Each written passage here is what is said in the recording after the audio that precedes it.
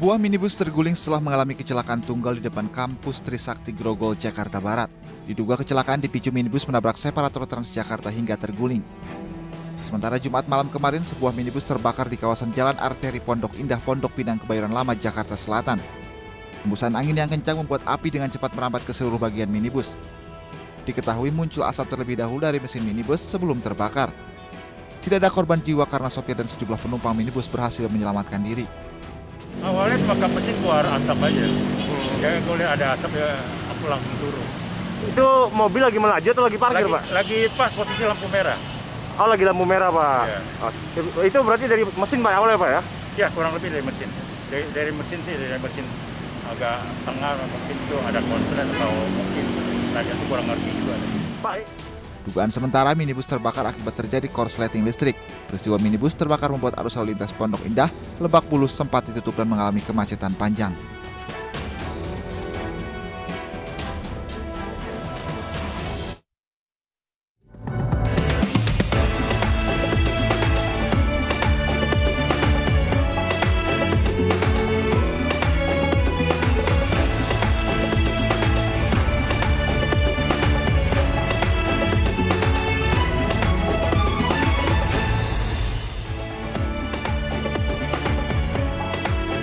Halo, selamat sore pemirsa, apa kabar Anda? Informasi kecelakaan tadi menjadi pembuka jumpa kita di iNewsroom Weekend hari ini. Masih bersama saya Anissa Dasuki.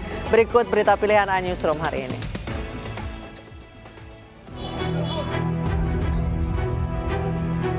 Inilah kondisi truk tronton bermuatan cangkang sawit dan mobil box di Jalin Sumtor Gamba, Labuan Batu Selatan, Sumatera Utara. Diduga kecelakaan ini terjadi akibat sopir mobil box mengantuk saat berkendara, sehingga kendaraan oleng dan berpindah jalur. Sementara dari arah berlawanan melaju truk tronton. Kecelakaan pun tak terelakkan dan sopir mobil box meninggal di tempat. Sementara sopir truk tronton luka-luka dan segera dievakuasi ke rumah sakit.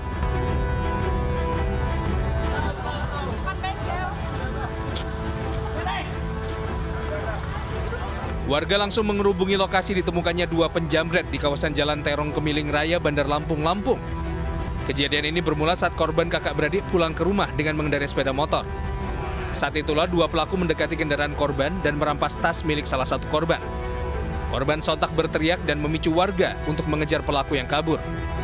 Setelah tertangkap, kedua pelaku ditahan di Mapolsek Kemiling, Lampung. Keduanya terancam sanksi 7 tahun penjara.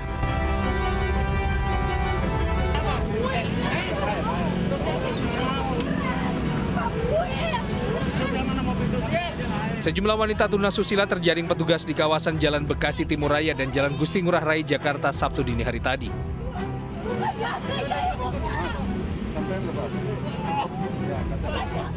Ada yang berpura-pura membeli nasi goreng, dan ada pula yang berpura-pura menunggu angkot.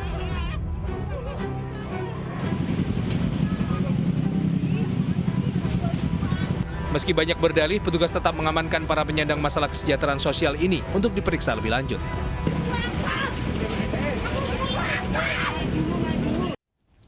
Gunung Anak Krakatau melontarkan lava pijar setinggi 800 meter dari dalam kawah. Erupsi disertai gemuruh dan dentuman keras terdengar hingga ke pesisir Anyer.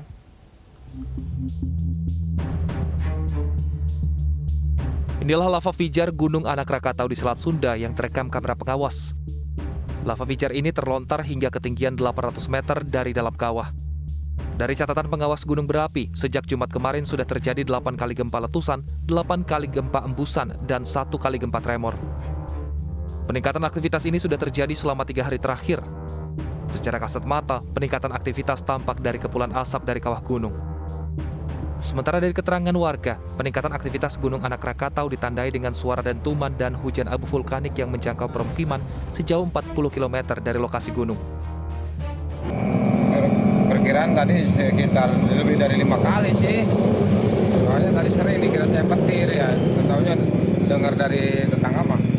Gunung Krakatau, pas saya keluar bener Gunung Krakatau. Jadi rumah bergetar gitu ya, Pak ya? Iya, kena kaca.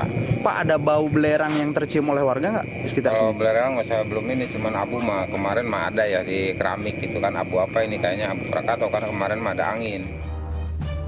Meski terjadi peningkatan aktivitas, warga yang terdampak tidak takut dan merasa perlu mengungsi.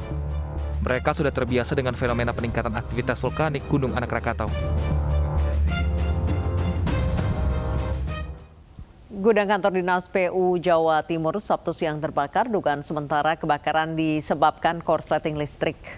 Gudang penyimpanan barang Dinas Pekerjaan Umum Proyek Pengembangan Air Tanah Jawa Timur di Jalan Gayung Kebonsari, Surabaya terbakar Sabtu siang. Api membesar hingga mengeluarkan asap hitam pekat menyebabkan warga panik.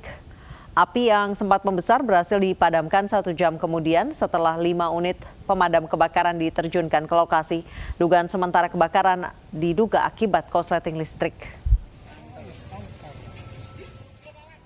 Ribuan pemudik memadati stasiun kereta api Lempuyangan, Yogyakarta untuk mudik lebih awal. Kondisi serupa juga terjadi di Pelabuhan Makassar, Sulawesi Selatan.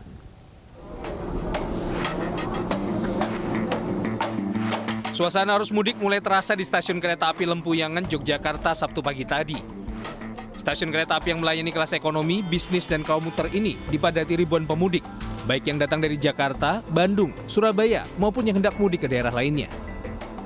Rata-rata pemudik dari kalangan mahasiswa. Mereka memilih pulang kampung lebih awal karena telah libur dan juga agar lebih lama berada di kampung halaman.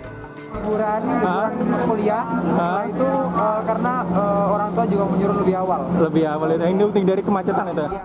Mudik Lebaran tahun ini PT KAI Daob 6 Yogyakarta mengoperasikan 5 kereta api tambahan.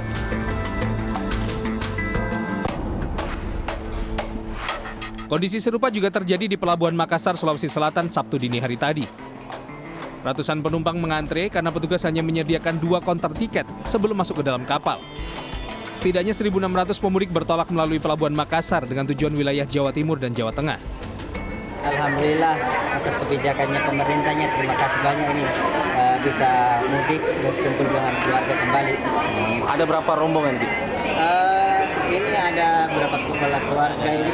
5. Diprediksi puncak arus mudik melalui Pelabuhan Makassar akan terjadi pada tanggal 28 dan 29 April mendatang.